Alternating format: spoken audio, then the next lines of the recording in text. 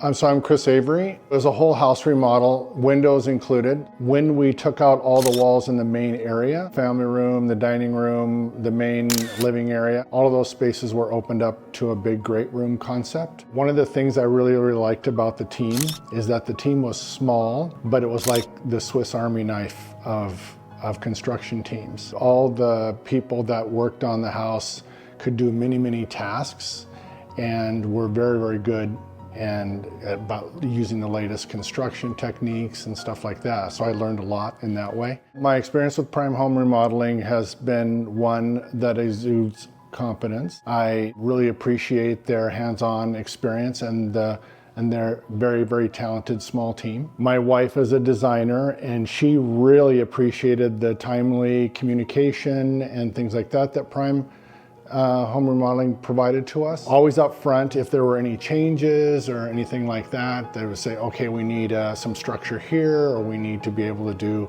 a metal beam over the large slider door or something of that nature. All of that, they were very upfront with us about that and what the changes would be. We have been asked about their team multiple times, and we absolutely would tell everybody that we know to be able to use them.